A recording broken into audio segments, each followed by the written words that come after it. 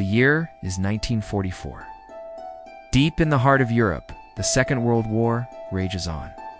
But for a small platoon of American GIs, the real war wasn't against the enemy they were trained to fight. It was against something much older, something that defied all logic and reason. This is a story that has been whispered among veterans for decades. A chilling encounter that even today they struggle to explain. We're in the dense, fog-choked forests of the Ardennes. The air is thick with the smell of damp earth and pine, so cold it stings your lungs. A unit of Navajo Code Talkers attached to a Marine division is on a critical mission. Their language, an unbreakable code, is a vital weapon. But in these ancient woods, their native culture would soon confront them in a way they never imagined. Private First Class Samuel Begay was one of them. Raised on the stories of his elders, he knew the tales of the Skinwalkers, the Naldalushi, shapeshifters, malevolent beings who gained supernatural power by breaking sacred taboos. To him, they were cautionary tales for children, legends from a world away. He never thought he'd face one on a battlefield in Belgium. The mission was simple: scout ahead, secure a position, and report back. But as night fell, the forest changed. The usual sounds of wildlife fell silent. An unnatural stillness descended, broken only by the crunch of their own boots on frozen leaves. Then they heard it. A whistle.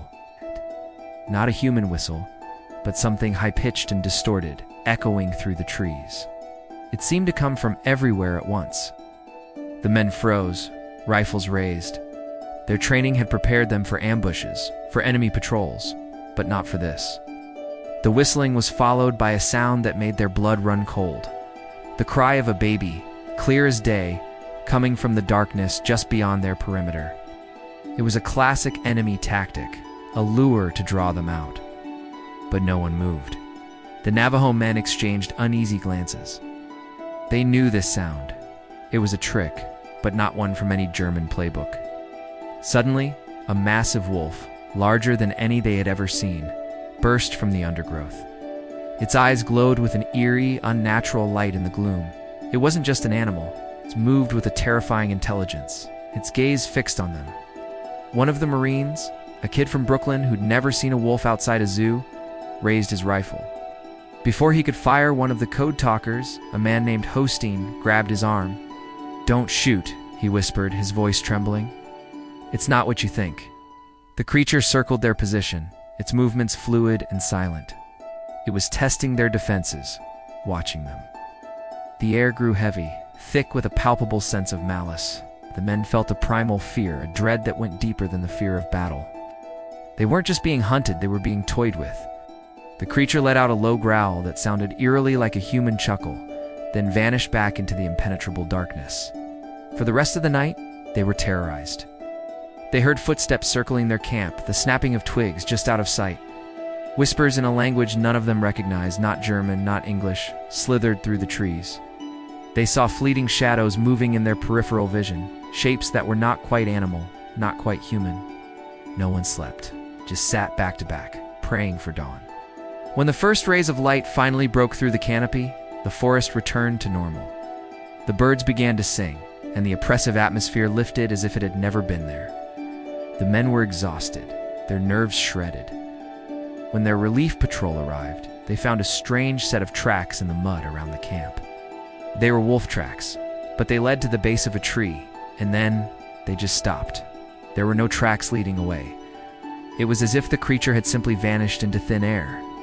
The official report mentioned auditory hallucinations due to combat fatigue and unidentified animal activity, but the men knew what they had experienced. Samuel Begay and the other Navajo soldiers spoke about it in hushed tones, using their own language to describe the horror.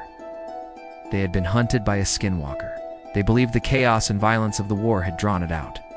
A dark entity feeding on the fear and death that saturated the land. After the war, Samuel returned home to Arizona. He rarely spoke of his time in Europe, and never of that night in the Ardennes forest. But his family said he changed. He would perform protection ceremonies, meticulously checking the locks on his doors and windows every night. He would sit for hours, staring out into the desert, as if watching for something in the distance. The horrors of war were one thing, but the memory of those glowing eyes, of that inhuman intelligence was a wound that never truly healed. Was it mass hysteria brought on by the extreme stress of war? Did these soldiers, far from home, truly encounter a legendary evil from their own culture? For decades, the story remained a private ghost, a shared trauma among the few who were there. It serves as a chilling reminder that sometimes the darkest corners of the world are not on any map, and the most terrifying enemies are not the ones we are sent to fight. They are the ones that have been waiting in the shadows all along. Thank you for watching. If you found this story as chilling as we did, make sure to like, subscribe, and hit the notification bell for more unexplained encounters from history. I'd love to hear your thoughts in the comments below.